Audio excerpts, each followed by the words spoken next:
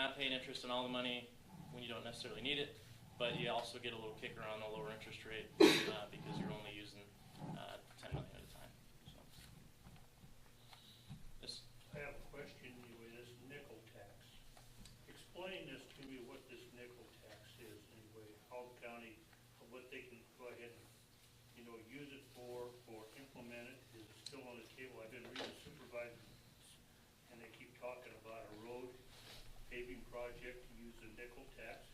Is that going to be on this, besides this? There are different statutes that allow different types of financing. The nickel tax that I'm referring to is specifically for county jail projects, county building. Counties can acquire property using that, but that is generally not used for capital projects. Yeah, for roads. We created some road districts that give us the ability to sell bonds. So like County Road 4, that was, we sold like $3 million in bonds to pave that road. And then County Road 32 from Calhoun to 133, that is another road district that's been created, but we haven't executed on selling any bonds on that yet. So is the load on that bond for that district only or countywide? It's project specific. So you identify a project, you create a bonding authority for that project, and that falls under the 50-cent mill levy lid. So when we So what I'm reading in the paper on supervisor's minutes, anyway, one supervisor made comment numerous times about the nickel tax. that's a separate thing from the road. So it doesn't apply to roads. When they talk about the nickel tax, it's generally about this project as a financing mechanism. Some of the conversation, though, was that if we were to use our bonding authority for a road district to do a paving project, that it might encroach upon that 50-cent lid that we have. And not have room to do the nickel tax. And then we wouldn't be able to use the nickel tax for a Justice Center bond because we would be too close to that lid. And if you get even near that lid, it's also less attractive to banks to purchase their bonds. So I would say I've been going to all these board meetings with Mike in many years, and one of the things that the nickel tax was talked about a lot 3, 4, 5 years ago. Number one, because the cost of building this whole thing was less, and there was also a $5 million outside donation to help build this whole Justice Center. And because past boards drug their feet so long, $5 million got pulled off the table, and then it wasn't really feasible with the nickel tax to really do it the proper way. So the cost is, every day we go forward, the cost kind of inflation built it up, and without the $5 million on the table, made it unfeasible. Because I guess what I'm looking at, I do own farm ground, and I tell you what, per acre cost right now for taxes is way out of this world. It's okay. But this will cap it for you. If we keep transporting, it's going to just keep going up. But what I'm saying is, though, it's getting awful expensive to have a farm ground. Right. Well, I don't think you'll mind me, I talked to Brett Broderson yesterday, and he goes, you don't understand how bad it is. I own ground on the other side of the river. I don't even pay half the taxes on that ground as I pay on the ground. That's right. With this right here, you're gonna be looking at $100 bill an acre. $3. So, It's $3 an acre. Well, he's saying 100 total. Oh, for like Yeah. a section or whatever, yeah.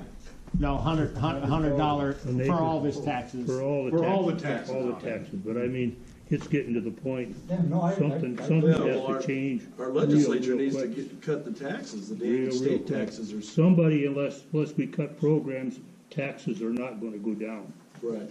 That's why we're Right. trying to get a handle on this, where we don't have to keep. But I mean, it's getting to that point. The way I hear you, I gotta be honest, I like to think of myself as a fiscal conservative. When I first became interested in the project from a safety perspective and heard the price, it'll set you back. I completely get that. But I'm completely convinced that it's an A or a B decision. We can continue to do what we are doing now, knowing that sooner or later we're going to have to address it. And as we do that, those costs continue to rise. Or, as it's been mentioned several times, we figure out a way to address this long-term, cap the increase in the expenses. That, for me, is fair and better to any property owner, whether it's ag or whether it's residential business. That was a leap for me to get to, but I think the longer you spend on the See, project, the more fiscal that's sensitive. where I came when I asked the question with the original, with the original committee as far as going out. And if there's any, 20 years down the line, if it lasts 20 years, we don't know it's being projected to last 30, but that could change. We're very close to a big metropolitan area. And I heard the comment, that's where most of our prisoners are coming from another county. They're not coming from Washington County. What do our crimes coming from, I think. That's right, that's what I'm saying is, and what have you, it may not project out that long, and what are we gonna do if we gotta add on again? Where are we going, you know what I mean? Maybe the time was to go ahead and look at a green span area and have room to go ahead and develop more, because this will go to a waste.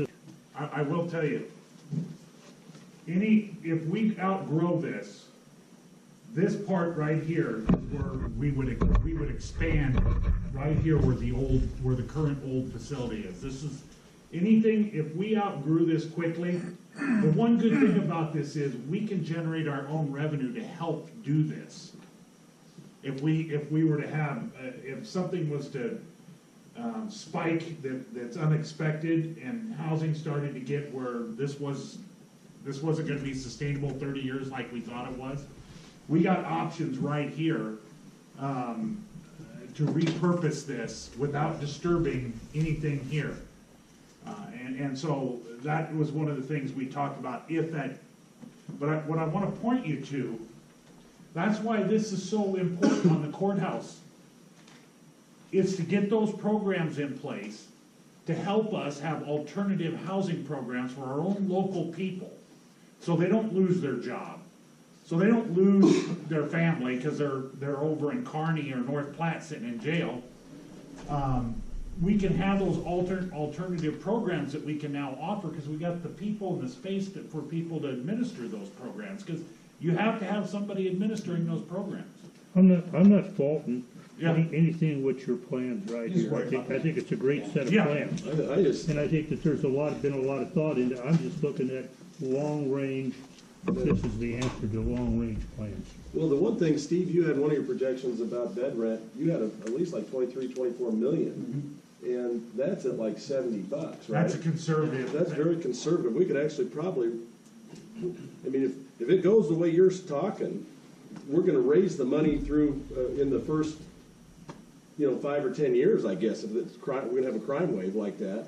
And we're gonna be able to take that money and use it to expand the other areas and so forth. The important thing is we have options. Right. We have options to do things. Right now, we're just at everybody's. I know you are anyway, so. Jail standards may change too. Yes, So, absolutely. They're not gonna get less, they're Yeah, they're probably not more gonna strict. be more easy on us, yeah. That's right.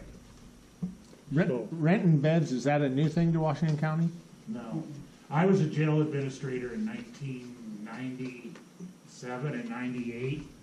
And we started, I'm the one that expanded the jail originally from 17 to 36 beds, I believe it was.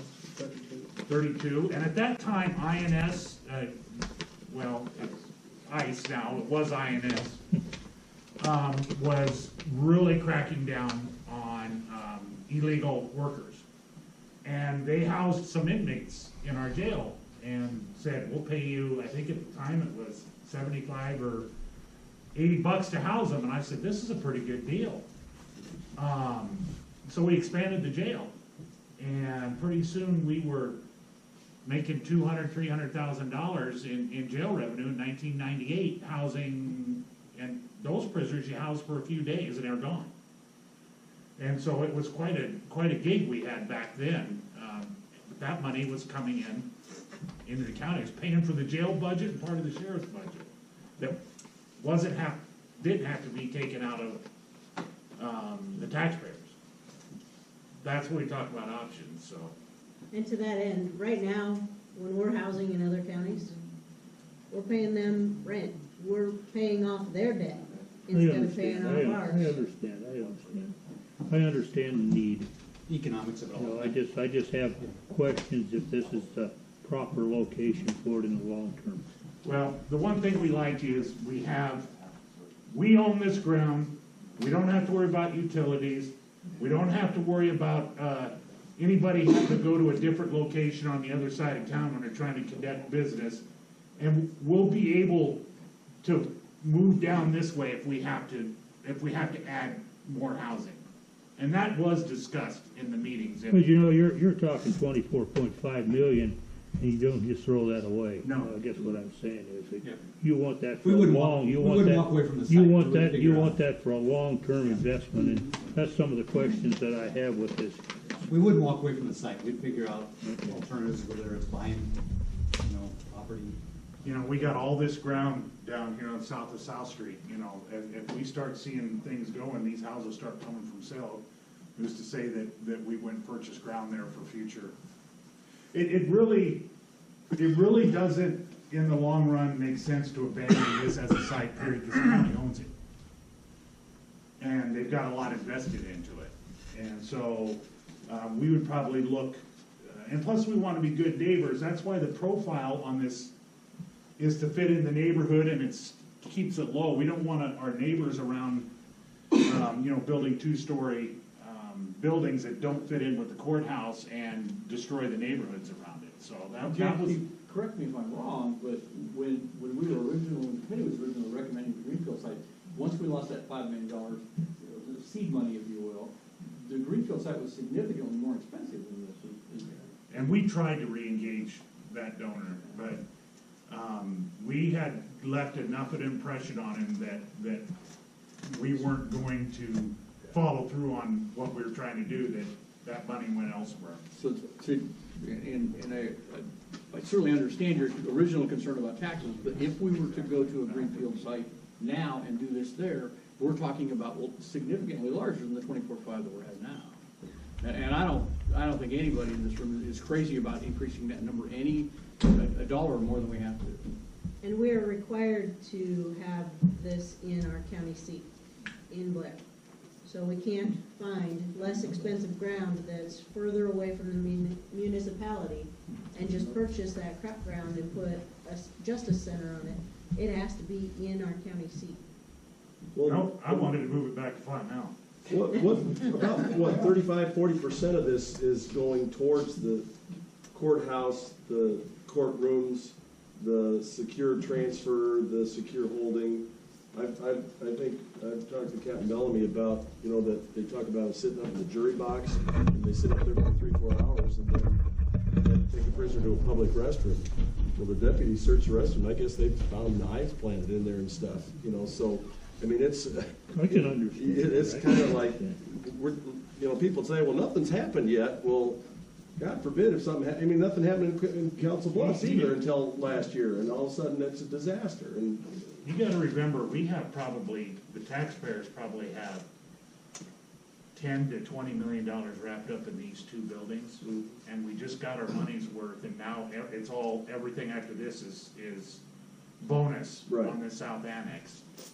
And the courthouse has been repurposed, I don't know, 2 or 3 different major times, and the last one when was it, Sue? The hailstorm, we lost all the windows and. Just $4.5 million put in.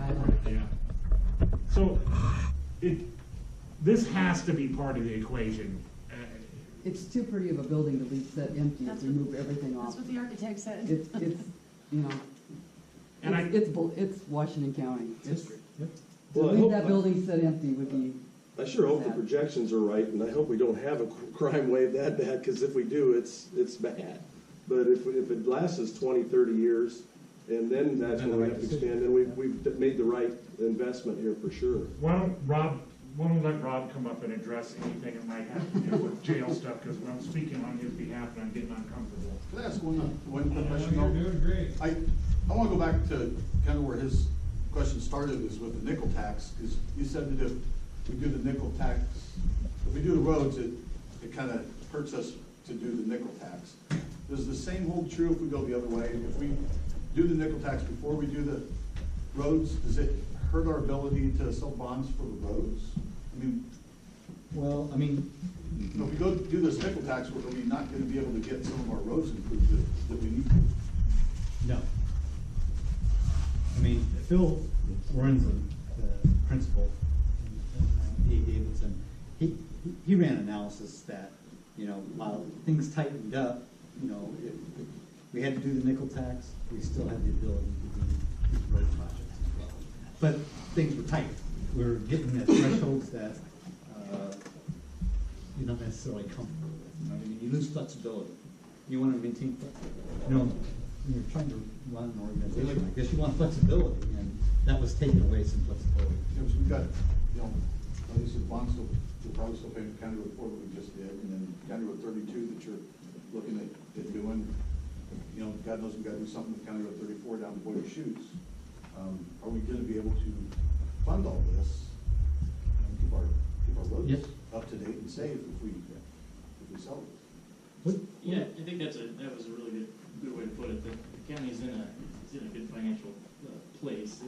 It's more than the fact that from a borrowing cost standpoint, when we do those kind of analysis and done these with Phil, it's more of a cost of capital. And when you start to get when you're using the nickel tax and you use a big portion of it, you start to have to pay up. And you lose that coverage ratio. And so the fact that we're voting it just really reduces it reduces your cost of capital. It makes the ultimate investor more comfortable, essentially, or more willing to accept a lower interest rate. It's a guaranteed payment. When it's voted. Can't say a guarantee. Yeah. Pretty close. Yeah, as close as you get. Rob, did you want to address any of the law enforcement questions, projections, current stat, anything that we didn't cover that you think is Sure, important? any questions, I'll try to answer, but before we do that, you make a lot of good points, and trust me, from my perspective, I've weighed all of those. I can tell you that there's a great deal of synergy by putting this on campus. And what I mean by that is, it's not just a matter of picking up a jail and building it out there somewhere and thinking it's just gonna operate, because the jail has to function with Susie's office, with the clerk magistrate, with the county attorney's office, with the court system and all those kind of things. So just to build a jail on a greenfield location and thinking that it's going to work seamlessly, it can't, because of all of the different working mechanisms we have with these inmates and all of the different offices that they touch. So it makes a great deal of sense to put it here. I recognize that we are somewhat landlocked and parking could be a consideration, but the day that you speak of, I know exactly when it was, and we had lots of people complaining. But when you added 70 additional people to the courthouse that aren't normally there, it creates those kind of problems. I don't know that there is a solution other than someday if one of these houses down here become available and the county can purchase it and tear it down or whatever, make parking spaces, that may or may not be an option. But there are a lot of reasons why this makes a great deal of sense to put it on location and at this campus. Other than that, I've been in law enforcement a long time, over 35 years. I was an elected sheriff out in western Nebraska. I ran my own jail out there. It was a much smaller jail than this, obviously, but I've been around a long time, and I know the problems we have here and the concerns and the worries that I personally have ensuring the safety of my staff. This solves every one of my concerns. And there will always be worries because we're dealing with people at their worst, don't get me wrong, and things can happen. But this solves the inmate intermingling with the public. It solves all of the shortcomings in our current facility, and I encourage everybody, if you've not been in our jail that we're working in now, you need to come and see it, because it will shed a completely whole different light on the perspective of what your mind's eye may interpret it to be versus what reality is. I just did a tour today for a leadership group in Blair. It's a bunch of young and upcoming business people, about 15 or 20, to a T, without putting words in any of their mouths. It was an eye-opening experience for all of them. And several of them said, you know, I came into this thinking that I knew what the jail was about, the way it was run, and what you did. And they left there with a completely newfound respect for the people that work there and an understanding of, we've got a problem. Questions? Do you run a jail or a logistics company? Well, I can tell you, it's a huge challenge every day. And one of the things that's lost in the shuffle here, when we're talking about 36 inmates, and at any given day, we got 21 housed at Butler or Antelope County, it's not just a matter of driving them out there and they're there until it's over. All of these people have to come back and forth for court appearances, for doctor's visits, for professional visits, if they have to have some kind of mental health evaluation or substance abuse evaluation.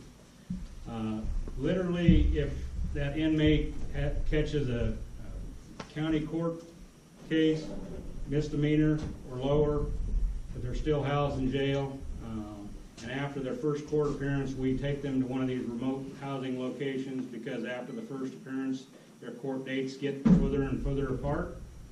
We'll literally take them back and forth a minimum of 3 or 4 times. Lots of times we go clear out there to get them, only to come back to find out that their defense attorney couldn't make it that day, or there was some kind of scheduling snafu and somebody didn't know that they were going to be here. So we went out and picked them up. Because our jail is full, we have to turn right around and take them back, only to bring them back again on another day for the original reason that we brought them there to begin with. If they catch a district court case, which is predominantly felonies,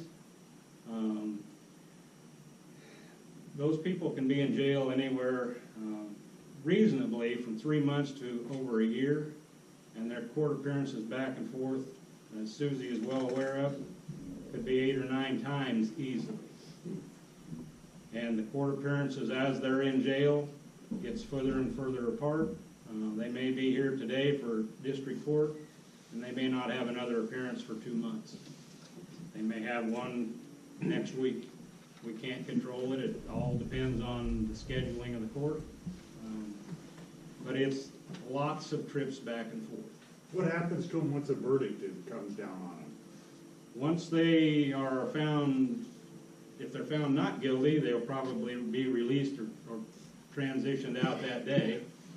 Very seldom ever happens. If they're found guilty, then the judge orders a pre-sentence investigation, because he cannot sentence somebody, or it's a very rare situation where he can sentence somebody until probation does a background investigation on these folks to learn how many times they've been in the system, the gravity of their charges, their propensity to reoffend. More trips. And that takes time too, and trips back and forth, and usually about 45 days, and then they get sentenced. LB 605, which the state believed was their way to solve the state prison overcrowding, placed additional burden on the local counties. It used to be anybody that got sentenced to a year or more on their criminal charges always went to the prison. Now, because of LB 605, if they're found guilty and sentenced to 2 years or less, they can be sentenced to county jail. And we have had some of those 2-year sentences that get housed in county jail. I don't know from the numbers and the conversations I've had, I don't believe it's lessened the number of people in the state system whatsoever. Last I knew, they're running about 140% of capacity. There are all kinds of ACLU litigation against them, which it's going to come to a head one of these days, and I can only surmise that they're going to find another way to pass the burden along to the local taxpayers.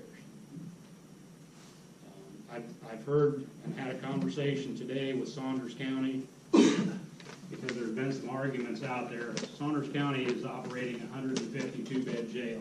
It was built, I believe, in 2009 or 10. There's been some conversation that Saunders County had room, I always call it room in the inn. So I acquaintances with, I wouldn't say I'm good friends with the jail administrator out there, but I called him today. They are at capacity. Their average daily population is 115 inmates. If you do 80% of the 152, you'll find out that that's 121, I believe, 122. Of that 115, any given day, 75 to 85 of them are Dodge County inmates. They're charging $62.50 per day to house those inmates, plus medical costs. And trust me, literally every inmate that we get in the facility anymore has medical issues. Is that cost set by the state, or can each county set their? Each county, it's solely driven by demand. And what I can tell you, there is no room in the inn in eastern Nebraska. The reason we didn't go to Douglas County with our inmates, which should have been, that's the go-to place. It's 20 miles away from Blair. Sheriff Robinson and I went down there twice to talk to them, because they've got a 1,600-bed jail in Omaha. Surely they'll have room for our 36 inmates. No, they don't want them. They don't have room for them. They're full. They're looking to add on. So then we talked to Sarpy County. They're full. They're looking to build a new jail somewhere down the road. Went to Pot County, no. Harrison County, Iowa operates a little 28-bed, 32-bed jail. No, we don't want your prisoners. So the bubble just kept getting bigger and bigger. That's why we eventually landed at Butler County early on. And we also ended up at Platte County, which is Columbus. Columbus's jail, I believe, is paid for. We found out very quickly with them that they don't want anybody else's problems. They do have jail space available at times, but I don't know how many times we went out there and we'd drop inmates off, and before we'd get back, they'd call us and say, come and get this guy, because he's got a medical problem or is a disciplinary problem, and we don't want your problem. The other common denominator with most of these folks, especially pre-sentenced, and the way the system works anymore, very seldom do we get sentenced inmates. Most of the time they end up getting time served once they eventually get sentenced, or they go to the state prison system. There's no place to take them. And in that conversation with Brian Stiskel, because we have been looking at, we have maxed out Butler County on given days, and we've maxed out Antelope County, and we're still over capacity in Blair. So I started looking farther and farther out from Blair, and had a couple conversations with Kearney and Grand Island. They have big jails, 200 plus inmates, and the opportunity was there a year or two ago. But in the conversation with the jail administrator in Saunders County today, kind of chuckled at me and said, "Don't count on those beds, because I hear they're close to capacity." If that happens, if Butler County decides tomorrow that, no, we're tired of Washington County's prisoners, I'm telling you, we're left with no place to go, guys. And we have 2 years of construction to get through. Yes. Or a county says, we'll pay you $80 for those beds. Yeah, that actually happened when I broke the deal with Antelope County, because they built a new jail in 2014. Our architect, Prohaska, was the builder, or was the architect. They also were the architect on Butler County. I'd brokered a deal with Sheriff Moore in Antelope County, and it was nothing more than a handshake deal, because we don't feel like we're in a position to sign a contract and guarantee them that we're going to use X amount of beds, because we didn't know at the time how many beds we needed. So from the time we had a handshake and he said he'd take our prisoners, Sarpy County contacted him and said, "We'll take all 30 of your beds. We'll pay you every day for 30 beds, whether we use them or not."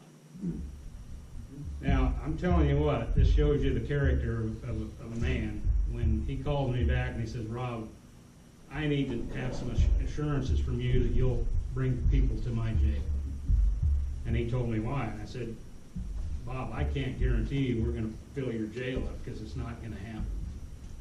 And he said, well, I talked to you first, I'm gonna honor our commitment, I'm gonna tell Sarpy County no. But had that have happened, we'd have been in a hell of a fix, and that could happen still, or it could happen in Butler County. There is no room in the inn in eastern Nebraska. You're also responsible for court security, right? Can you, and obviously this is more than a jail. Can you talk about what happens at county court and why we have to make some changes there? Are you talking about movement back and forth? Or are you Well, talking all about of it, the room itself? movement and the room itself, you know, what happens routinely in that room with inmates and witnesses and so forth. I'll share my perspective, and maybe Scott wants to share his, but it's a very small courtroom. I don't know exactly what the capacity is. I'm gonna guess it gets really full when it's probably got 25 people in there, maybe 30 tops. Routinely, when we have a busy court day, doesn't happen all the time, but it happens quite often, the judge will make the announcement that if you're here, if you have a case here, stay. If you're here with your juvenile son or daughter, stay. If you're here in support of your good friend, you need to leave the courtroom because we don't have room. On Wednesdays, which is our criminal court day, a lot of times they'll call 50 to 75, sometimes 100 cases on any given Wednesday. A lot of traffic in and out of there. And those are the days that we normally take the inmates up for their initial court appearance, their arraignment, or it may be their second court appearance because they were in court on Monday morning. The judge assigned a court-appointed attorney to them and scheduled their next court appearance 2 days later. So we escort the inmates from the jail. The only way to get them there is walk them out through the business office and the sheriff's office and down that long connector that on Monday goes past the DMV folks. There's been some arguments and some suggestions that we don't need to go that way, that we could escort them outside. Any reasonable thinking person should know better than to think that you can entertain the opportunity of escorting inmates outside. You lose even more control. Well, why don't you take them up and down the steps? We used to do that. All of our inmates, for the safety of the public, for the safety of the employees that work at the sheriff's office, and for the safety in the courtroom, they're handcuffed and they're also leg shackled. We had a number of incidents where we had inmates falling down the stairs. Creates this additional layer of liability, medical cost, and transports to the local ER.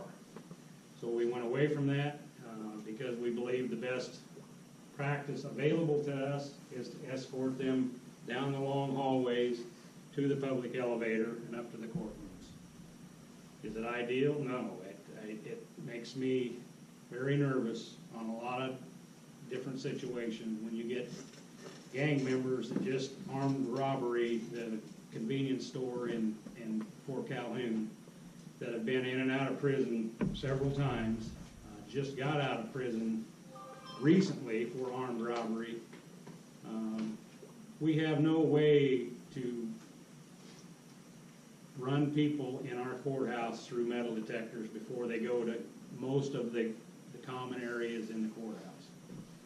So we have no idea when we're escorting these people down this long hallway on DMV day, and there's 50 or 60 people sitting there.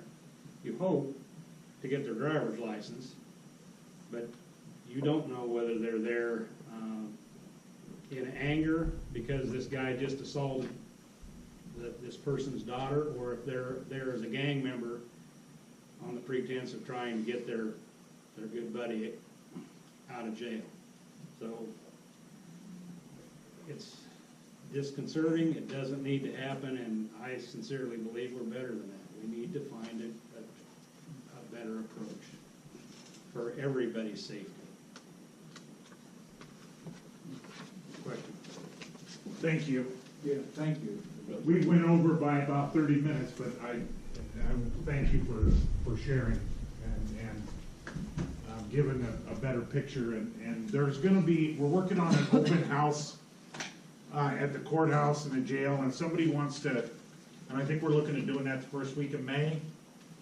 And if you wanna come and see the actually put the boots on the ground and see what it looks like, you're more than welcome. We'd love to have you. Or if you just want to call and come down and look at the jail, the sheriff's department's call. We'll take you any time that fits in your schedule. With a little notice, I can make arrangements for you to see the jail basically anytime during business hours. I want to schedule it if it's after hours, though, obviously, for a lot of good reasons. With the plans you've got laid out, I'm sorry, I've been up there and went down into the basement where dispatch is at. Does dispatch get brought out of the cellar, or do they stay down there? Well, we looked at that, but the cost to move all of that equipment, that becomes almost like moving the tower on the first plan. And honestly, keeping them separate is a good thing in some regard because of the security, keeping the separation between the two functions. Our biggest equation, our biggest thing that we want to do is get probation back into here where it should be, and then figuring out something to do with that annex that's costing us a ton of money. And if we could do away with, that's another expense that we'd like to do away with in the future.